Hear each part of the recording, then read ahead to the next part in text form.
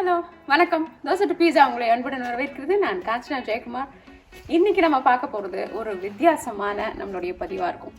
சமையலை பற்றி பார்க்க போகிறதுல சமையலுக்கு தேவையான ஒரு பொருளை பற்றி பார்க்க போகிறோம். பச்சை மிளகாய்.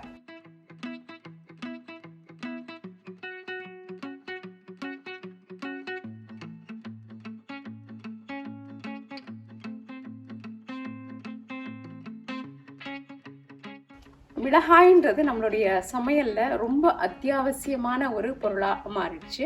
அந்த மிளகாயை நம்ம வீட்லேயே எப்படி பயிர் செய்துக்கிறது அப்படின்றது தான் பார்க்க போகிறோம். மிளகாய் பார்த்தீங்கன்னா விதவிதமான மிளகாயை நாங்கள் இங்கே பயிர் செய்தோம். அதாவது இது குளிர் பிரதேசமாக இருந்தாலும் 3 மாதங்கள் கிடைக்கக்கூடிய ஒரு சூரிய ஒளியினால் மட்டுமே இந்த மிளகாய் எல்லாம் இப்போது காய்ச்சி ரொம்ப அழகாக இருக்குது. அதை ஏன் உங்கள்கிட்ட பகிர்ந்துக்கணும்னு நினச்சேன்னா, நீங்களும் இந்த மாதிரி நம்மளுக்கு நல்லா வெயில் கிடைக்கக்கூடிய நேரத்தில் நம்மளுடைய மிளகாயை நாமளே வீட்டில் சின்ன தொட்டியில் எங்கேயாவது நம்ம பயிர் செஞ்சுக்கிட்டோம்னா நம்மளுக்கு முழுவதுமாகவே அந்த ஆண்டுக்கு தேவையான சமையலுக்கு வேண்டிய மிளகாய்களை ரொம்ப அழகாக இது கொடுத்துரும். இங்கே விதவிதமான மிளகாய் நான் பயிர் செய்யணுன்றதுக்காகவே பயிர் செய்து பார்த்தேன். ரொம்ப சுலபமாகவும் ரொம்ப அழகாகவும் வளர்ந்தது. இதற்கு நான் இயற்கை உரங்களை மட்டுமே கொடுத்தோம். அதாவது நம்மளுடைய காஃபி குடிச்சிட்டு காஃபி பொடி இருக்கு இல்லைங்களா, அந்த காஃபி பொடியை அப்படியே எடுத்து நம்மளோட மிக்சர் ஜாரில் போட்டுட்டு வாழைப்பழத்தோலையும் சேர்த்து அரைத்து அதை எடுத்துகிட்டு இதுக்கு வாரத்துக்கு ஒரு முறை நல்லா காஃபி குடிங்க அப்படின்ற மாதிரி அதுக்கு போட்டு கொடுத்தேன். அதை தவிர நிறைய சூரிய ஒளி மற்றும் தண்ணீர் விட்டே வளர்ந்தது.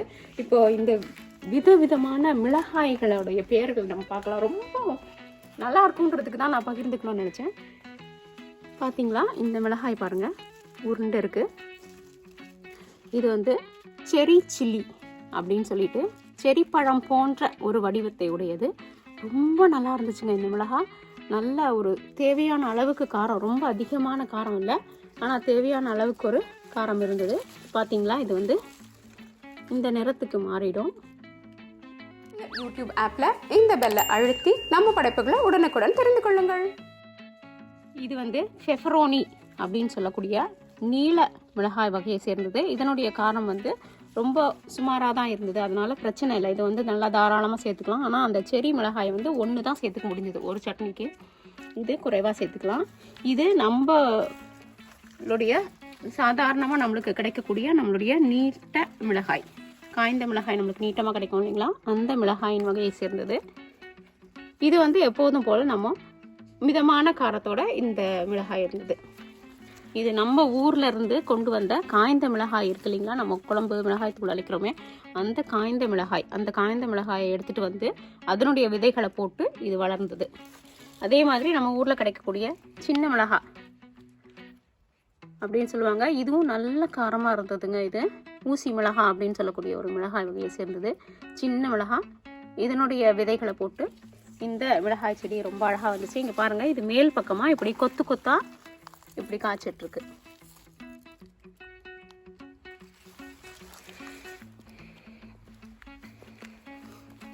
அடுத்தது உலகத்திலேயே மிக காரமான மிளகாய் வகைகள் அப்படின்னு கொஞ்சம் மிளகாய் வகைகள் இருக்கிறது.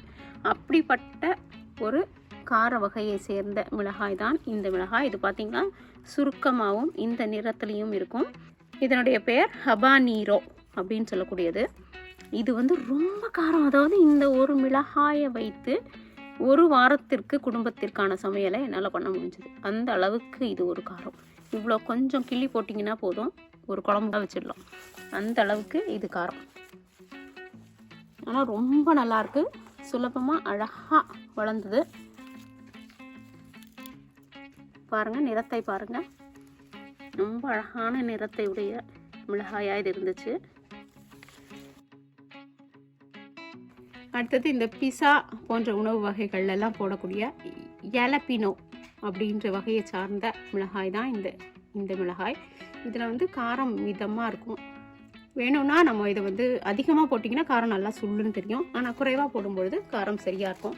இந்த ஜலப்பினோ வகையும் ரொம்ப அழகாக சுலபமாக நம்ம வீட்டில் வளர்ந்தது. இது மாதிரி பார்த்தீங்களா, இப்படி சுலபமாக எல்லா விதமான மிளகாயும் நம்ம வீடுகள்லையே நம்மளால் வளர்க்க முடியும் அப்படின்றதுக்கு தான் இதை உங்ககிட்ட பகிர்ந்துக்கணும்னு நினச்சேன்.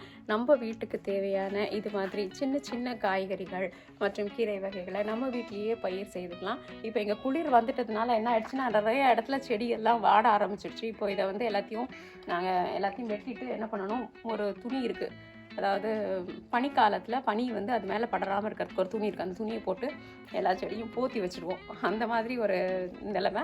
ஆனால் வெயில் நல்லா இருக்கக்கூடிய நேரத்தில் அழகாகவே வந்து நம்மளுக்கு பயிர் கொடுக்கக்கூடிய இந்த மாதிரி உபயோகமான சின்ன சின்ன செடிகளை நம்மளே வீட்டில் பயிர் செய்து நம்ம சாப்பாட்டுக்கு சேர்த்துக்கலாம். ரொம்ப நல்லாயிருக்கும் அப்படின்றத உங்ககிட்ட பகிர்ந்துக்க விரும்புகிறேன். இந்த வீடியோ உங்களுக்கு பிடிச்சிருந்தா லைக் ப்ரெஸ் பண்ணுங்கள். தோசா பிசாக்கு மறக்காமல் சப்ஸ்கிரைப் பண்ணுங்கள். மற்றும் உங்களோட குடும்பத்தினர் உறவினர்களுக்கு இந்த பதிவுகளை பகிர்ந்துக்கோங்க. நன்றி, வணக்கம்.